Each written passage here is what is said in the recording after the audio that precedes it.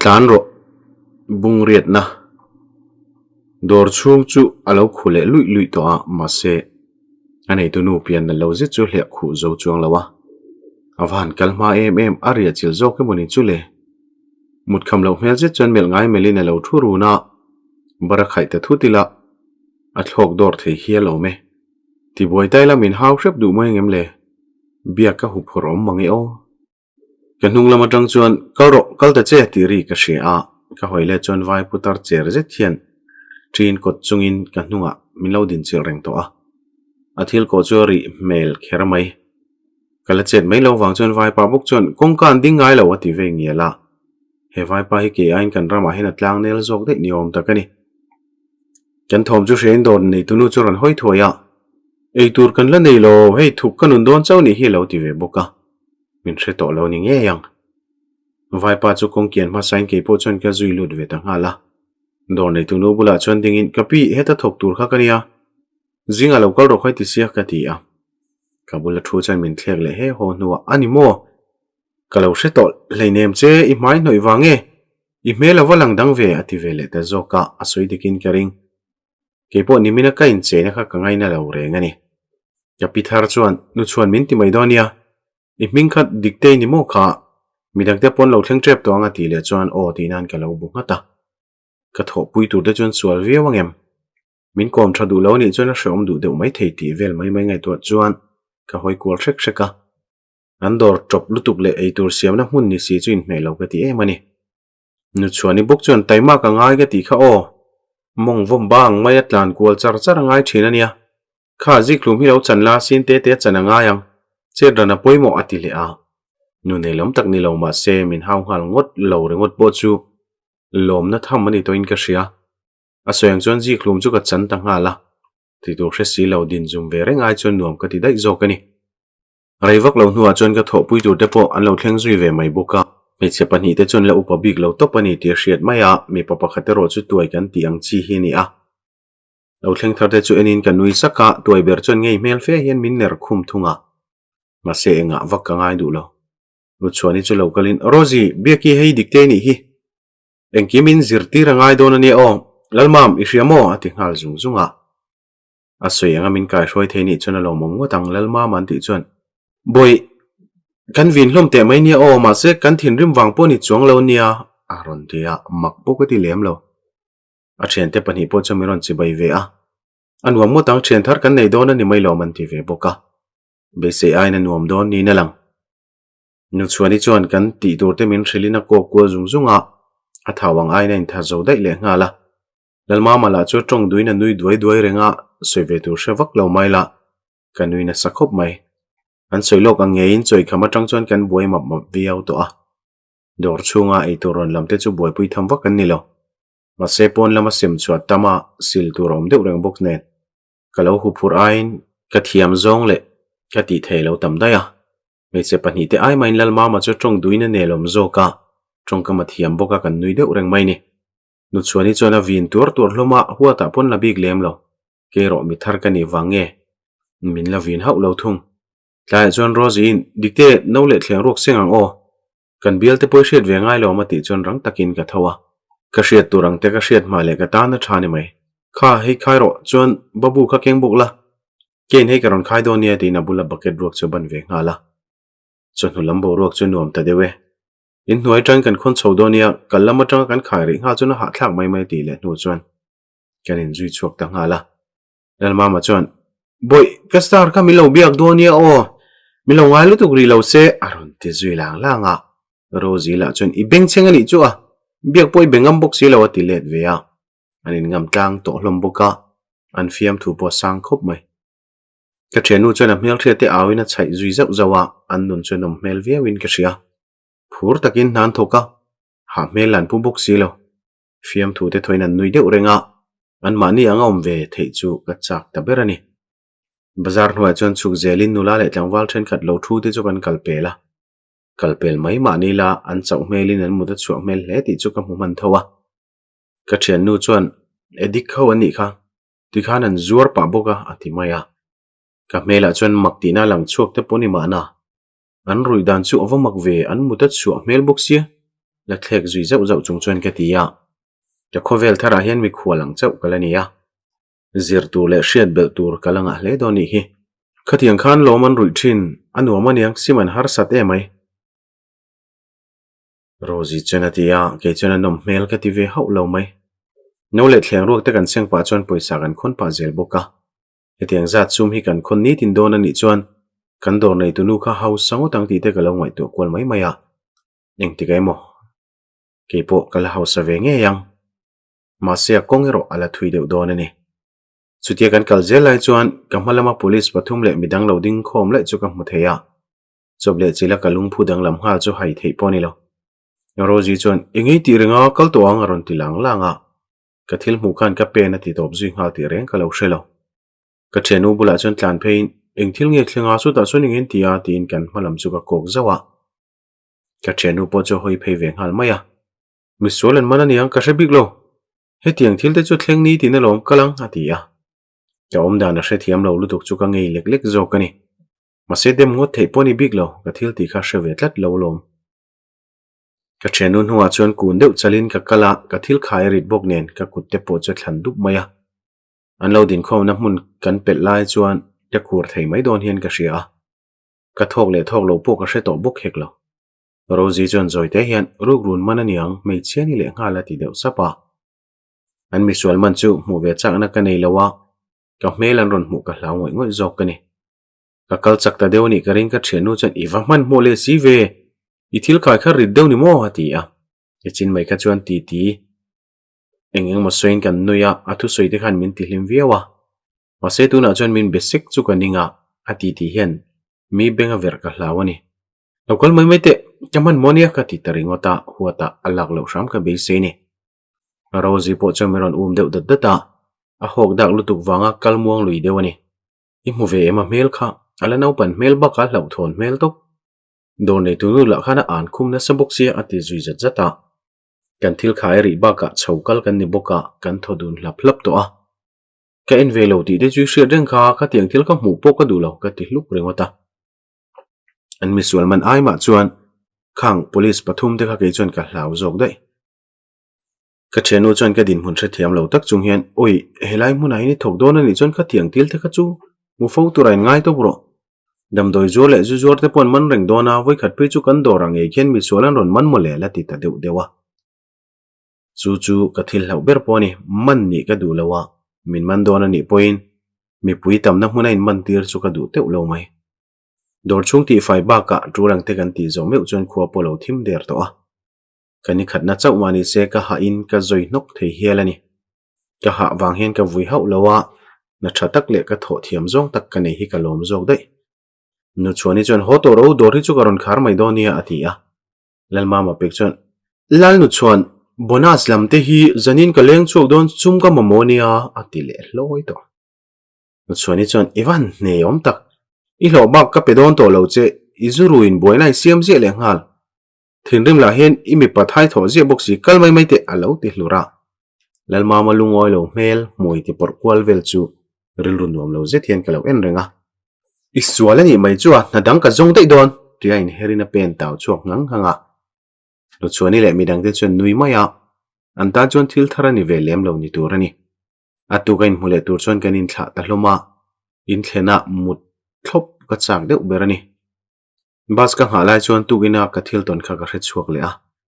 dikte khan na thok ve ni chuan ho turin bas sa chang ve le mai theisin ka thil ngai tu awang chuan ka ding vata ba sang ve dang te mit mei po veng zo lo chuan ka hoi kual ngal roi boka konga kaltela chuan man mo mel hlomin motor pi rin ari khenari chu chu maya ka thenu mel omang reng reng mu turom lo tugin khan ka mu suale mani don chule ase ka thenu kha chu ka hai hau silo a eng tikai mo kan line mule em mang tin kain nem le taringota eng tika emo ti bak chu in kha na turawang boxi in ka thlen chuan ka thian te pon lo kim thapa laldini chuan no lo dom le der to a min hmu ro chuan dikte lo ho to mo I chawem an lo ti hlom wara na thok ho lom tu ka neya an mi ngai sakna tong kam chuan ha ti dam song song hialani chaw ve tho wen chu kan boilu tu ka tin thu dik ka soi maya na ti reng chunga an na lo ven ti tlat te ka hriat thiam zong ani ve tlat lo he thila hian dikte nen pok anin hnial pha thin ani kha chuan tongkam mawi ania mizo ze mawi tak ani bawk ati mai thina ke ve chuan dot soi ne nai nang rengalom du chuan du ti mai tur ania anat point thu dik soi mai tur lom tin ka hnial zia thin marwa ti chuan aluhu tom than molmol pain dikte in bol ma sadon nge chok anei photang rong bol pok an pe to nia ti siam siama atlai to te reng nen choi turami lo lang hak reng chu mak ka ti kher mai in real tram view to em in bol ma samai la poi pok ti lo choi po tui zo kang ka ti ve maya mi thil ei bang noi kan khoina satba ka thingpui dor rim kanam tlat ka hmui deuh huang in ania ka hriat zanria kan ki lai chuan kan hachung chang te le kan man dan te min zot lama antana thil pang ani to kha ka tan chuan a voi khatna ni zel mai boxia soitur ka nga khop mai chati ti po nui tur an threnem viawani tlaya police in ru ruan man te po chu ka soita zela an nui reng ta big lo laldini chuan tren khatte chu sual wang hrim hrim ru ru te po nama mase ka hriat ve pakhat ka chu adin munina zirlo em wanga ru nia kimani ang tho hin ni mai atia a soitum chu hrethiam che lo mai la ka lo bu ve ngat thowa na pa ngai thok lawa an taksan zuar hi ke point hrethiam har ka ti ni kha chutian ngoi thap wang chuan ka soi fu vak lo ti ka hремaya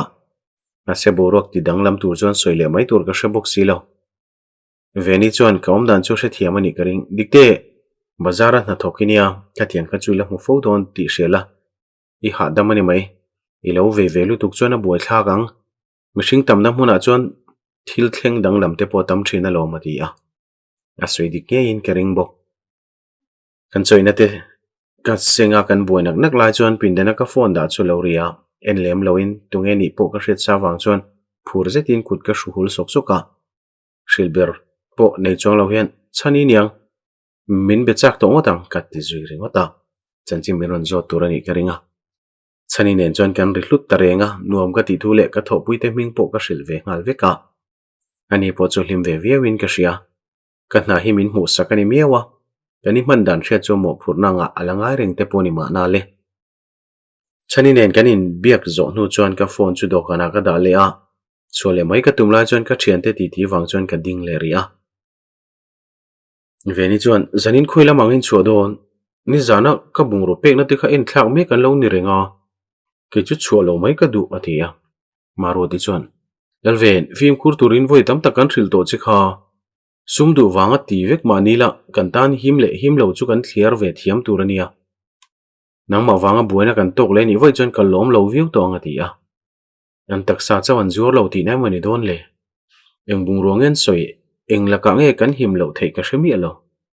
veni bok chuan khatin min pu ngot chu nangma wanga in thre ve chau kan ni kha kan ha to hian buana chu keng tel sa to rengalom vin hau lo hen atia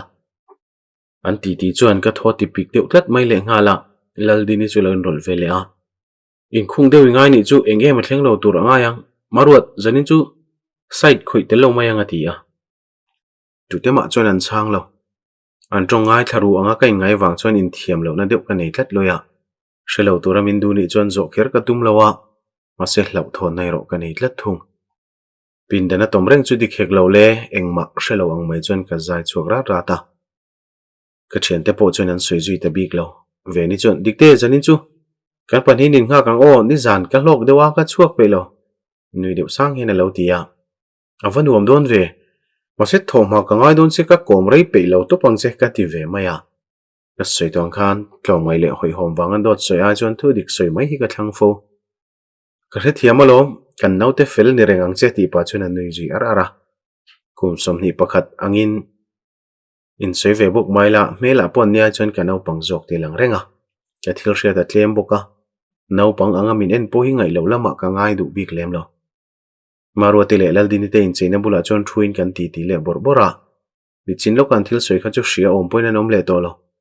ke ro chuan ril ruk kap tu dang ka nei tlata ka thian ti hen min pui thei don em ti phei chu ka hre hau lo thung ma se soi chu ve reng reng chu thain ka hre le ta zoka thian teu mi bo zon dan ol samberin thiam ka ti tang nge a marwati choron in hera zoni nei em ni police ne na report la ol samberang chu lo ti vata police ka hlau zia soilan kher ngai lawa ka har sana shilfe thei dan tur ka ngai tuani min en thap tu ka thian te chu mel kwalin police pun ngal ngot chu mol pho thlak deuh sia ka thian nuam na chin thiet ka du mai nia ka ti ba deuh nuaia ma se tu te ma an na tong chu lo wang chuan an du khop kala soilo ti ka hre thiam ve mai a soi sei deuh chu ngai do ni englo nia ka no pan lai thian ania engma soilo na tlan bo da ya voin khana ma ang deuh ka hmuwa ni lo ama nge ni ka hmu kha ma se bas kha tlan le ta dai sia ka ti a ka thu soi chuan hre thiam ta ni ka ring laldini chuan biru zon chu a beidon thak via wang alo ti a ka soi boy ang ai nan hre thiam hle ti chu hril fia hran ka ngai ta bik lo veni chuan ka phone kin lai chu min lak saka a thlalak in em I thian te hian hmel hriat kan nga via wania kan zong hu thei mai thei sin alo ti ve thunga ai nei lo I kan khuwa kha chuan ka neya ma se ka lo keng bok si lo ka phone hi thara ni bok sia ka ti chuan ani chuan zon hu har du do ne a ming te po a thlak ve dai om bok sia kini po hen midang bula chuan minglem kan hmang ve kalom ve ni bok chuan ati le a ke hian ka thian te zon na hi mak tin ka mu sit thiang lo top mai ka ming tak po soingam lo in dik te ming ka ho a an bula po ka ni na dik tak ka soingam reng reng hlei ne mule na thlang ma la thu reng ma ro ti chuan man mo lo la ila jong hu mayang I voi khat chuanai mu hala ni chuan I thianu chu kholaya tam veo po ni mai thei sin alo ti ve bawa a thu soi chu ka lo ngai tu thlen ngai mi lo thilani ni e ka thianu khan ke mang hian chena tur ina nei lo ani chuan kholaya te poria kwal mai thei tlatani khongai tu le thian tha tak tong ve lo ta seng tin nge omang neng na nge tho anga tu nge chomang ka tho chu khoka ani kha ka zon mu wata ngai don ani marwati le laldini ten chu fel nu chuan ke ni panni po chu khuma mu chungin kan ti ti a ka thian te in fakom ka ti an mi mal nu nan boi tok em ti lo chu mi dang te chan chin thiat tu min an boi ve roi lawa heti hian an bula kain vom lut ve chota ka soi chin bak cheng thil ma dil chu takin min zot ngai mi lo ani po hian ka hriat tur trul chin nian ngai chu min thril ve maya an mi mal nun theu anin za sakti la adik berin karing ve ni lam hoi chuan kain hera ai zolai omna rei to em ka ti a ka ma bang le ka hun nei ang te chhut ka du wanga zot kani rei ve to ni mang chu keima takhi chu kunga na chi maru ti le laldini te chu kum somvel nin ka hria ti thave maya ka ngai tu na chu soi chuakin ala rei don hle mai ka tiring hota ka thenu chu lo in bengkang wata eng chu mo rei don ti turin em ni ati a arwam han na chu enge ni kala chian bik silo wang chon soi fiam wak ngai na la ka hre der lo le ngala ti tu nei ti a atam mai nakina chuan in te loin na po pa ngai deuh kala thok veng chu ka ti taringota a oi zong ani am po kala hrelo namot dan chu siam train mu hil toro tho mai ngai kha ti ta daya soisol ka nei ni rengin ka ril ru chu nuam che lawa ma seng ma soilo chon mu hil to ren kain hera ve ta zoka na thokin ka chuak ve zi a huna kal ve zela tha loral ve tareng mai tuna chonai zol mi ang main ka tlang nel ve to a bazar nu ho pom hel thre le nel tak tak te ka nei ve nual to ha thin veo mai la nu na hlim chuan thil hre omalo ni reng reng lo in lama ka then te point eng har sat na man to zui big lo ni karinga kan khovela theu chon kan hlim tok ve em mai ani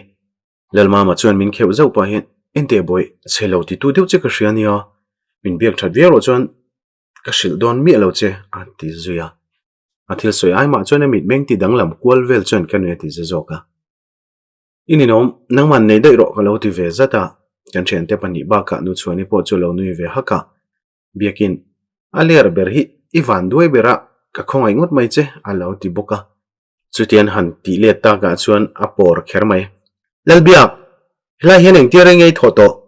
tu mai min lo biak ro pon la ti ve lo che zak hlela ni mai ati ti ze ka keni ho chu kan nui na sa to lu tuk tat lalma ma hi chuan za mo soi mai te hi hre lo ba ka tongka ma thiam bok sia kan nui pui berani min ron dor tu then khate chu ngei ve thin khopa enge ma chang phei chuan khap ngai khopin an khum le rep thin nu chuani chuan voin chu lo lak ni ni boka man mo lawang wo so te no te wa bal to lu lai e mai ati a ka pian nu lama lo ko voi khat la na tu na ni dona hotlai poiti na ka nei reng reng lo ma se ka thian te ro chuan phun nang nang hloma an tan chuan thil pa ngai ni tlatani lalma ma bok chuan chuan e ki duam lu tu ki chu ka ne ngot mai hetiang reng reng chuan hadang kala zon san ta yang mole tin muna phiat daw sok soka thei chu ni che ka thian te tho a hi thok vekila poi ka ti ho lo sin mole mà xem midang te lung oi lo lai lo hlim viau po chu thil moi ni bi khek lo le engma soilo chuan chuat chu kan not ta zoka lo kan lak fela ho tu ra kanin pe meu chuan zandariat apel der to a rozi chuan nu chuan ba som to don silo taxi chuan man min bonus ro atia khai o chu lam chu lo ngai tu reng reng lo kini pathum po chuan ni e hotlai man om ve ro second lo ti ve boka kan pi po chuan dikha ti ve deu niang cheng za thau ka peng chau ma se nak tu kan ron kal ma ngai thungang in rin ni zinga ni dona kan boile don tin thret kha ati ve ta nge nge a thlona sum sen hi hre the nia chutia kan hlo ba ka cheng za kan dong tel chu kan hlimin chhun lama kan hana te po chu kan thei hin le vek to ke point thlat luana ka o em phe khok bun nom hel zit kha ka lei ve thei to don ani in lo man ba ka chome le na tu te po ka tho ve thei to bokanga kan hona tur vengen an lo hlom vek ka wang chon kanin mang tha zui te sap sapa taxi la cho van mel phian mai le ngala kong sira chon dingin maruati ka bia ka hotlai chan kala hril mi lawa min ngai to viewin karin angein maruati chon khwa ngei om mi thai maron tinghal thora min ngai to karin wanga phone ma ni la kain thiam lo kher mai ka be se ai dai na mangang tlatani maruat ka thalom na kan boi dewa tiksin karon homayang hei ka chang mek tin ka soi fiang hal zunga kanin biak na chu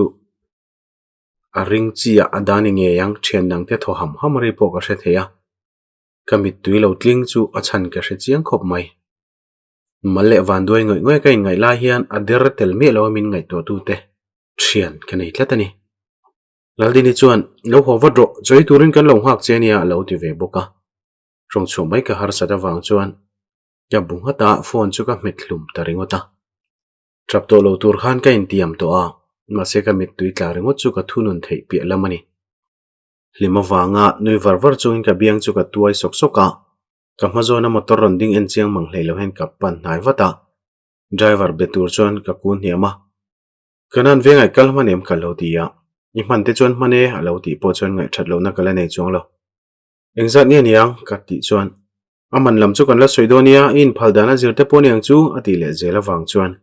ka ngai tha to chi lawa chutia min chhai ve ngo chu ka lom chi lo boka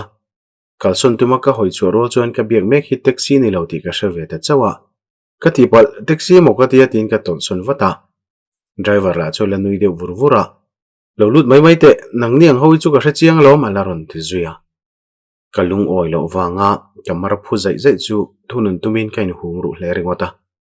ngoi rangin ka kalson ta daya ka pa wanga mi pa ka huana thinlung kai tho le om mek hian thil thalo taka thlen mayang di ka hlauni kain thunun theila kalson mai khatha kar chu kal pelin malama chan man mo zetin ka pen pheile a kain thia filim wat lo chon buina na sa jok po thleng thei tlat driver nui hak chu ka hre pharenga ka hlau dan chu thup ngai na la ka hre heklo kar chu muang chang ka hnu aron tlan ve zela du tak fiam thui du hle mai he tiang chuan ka do thei nai na tlin lo mayang ala ron ti zuya ka thakur wang chuan kalpo har sa hial to a nunglam le malam hoi ton zak zak chung chuan ka tlana ni berto kholaya chuan mihring an tam to bok si lawa tranpui tu au mai tur po ka mulo chutia kanin lai chuan tuamo hi ka su chor ti ka hria a mel en tura hoi chu po ka tumlo ka hnunga kar chuan min phak man ka hlau em rewot mai ni le ka ipte tla chu charin ka lenghal mai ka tuma ma se ka dara tuamo hian min chel tetlet maya min thawat ro ka ti zui thata ka ti hlau chem ni ka suna che matia kan hnunglo ka kar ding chau chu ka ngai tu na lu tu ni mami buanai to kem ni ati le ta ka chon min betu en tu chon kain her ta shama ani hian min tran pui thei mai thei sin o a I taxi ka zonga ka hodu a ka ti deu nuaya ase ka ma ding hi ka hriat nu ni lawa ka ringot thei bik lawang ka hnunga kar la chola ding reng bok sia taxi po chuan hoilamin zui le tho mai thei sin lawin em ni engthil nge thleng min an thrilte ati le chon aron kun hiam veu to a ka hnung lama kar cho mel verun boka ka hodu kanalo ka engma na lo ka ti po cho pom che lo ni ka ring a phone chu met engin ka ke te chu a en kuala zan thimi ka hlawani lawa ke hian mi pa zong ka hlaw zo ka ni tuna min von bet tu poi mi pa ni ya ka taksa khoina hian ka matinuam hau lo bo ka dara von na chu beng thlain ka tol hnung hreta makti mel taka min en reng chu ka du zong ani lo bo he pai khoe mo tak chuan ka hmu to chiang ani bazar na thok kania mi tam tak ka hmuin dor leng po kan nga viau thina lom lunglam ka hoile lai chuan kar tlan chok mek chu ka hmu ve chi a khal tu pa thin rim mit meng kha ka hriat ring na hin a cham to don ani kholaya an eng chit te chau chu engom chhun ani to maya a thim de urui boka nula khoi ve ngai hodon zana chuan heng lai vel hi him lo ania atia a him lo zia chu ka hre ve to lom ti vok mai ka chak kher mai lo na wanga kalung phu zai zai chu hrianga min zom pha mai ka hlawani ka hrialom existent min ko hmu thei chuan ka lom mo tam ka tia na aya thui ka soi ni chuan ka okhur na sajia hriat ka hlawani chupa chu hoi kol vuta tiksi chu kan humayang ma se him nge yang tiro ka tiam theilo che ti muka min tran pui tum niom tak khana om vela tuna la min soi thaile zo ke mani ke in ka ho thei nem kan venga halu tuk pa ngai thiang ber chon ka tia a phone book chu met le in a benga nor bet zui ngala min tran pui don lo ani chuan helai din khomon reng chan tur hi ka nei lo hello hadi lai chuan ka kal san ta da ya mi kan mangang ve emema khatia phone in man san dai kha ka ngai dan poni lo mi pa hian lo sualin an tenom vekani hi kanunga ke pen ri niom tak ka hriat ta ka chon ka kal chak zol sawa khi ya thovo vu bok nen engkim mai chu dik lo vel vek ni berin ka hreto loading te kan thla don chenia ron ti tu chu ni china mol deuh pa khani chiang mai ani thla kha ka phut lowa him taka in thlen chi ka du eng tianga chang lo chuan ka kal mok moka ka tlana ni ber to zoka kanunga mi po chuan iwan pe rei mai mai ve mole ding ro ka ti chu ati chur chur to a ke aina bo pa sei zoka min pha har lo to pang eng tinge ka ti le ta kang le du tok le photang o tun saptar dan chuan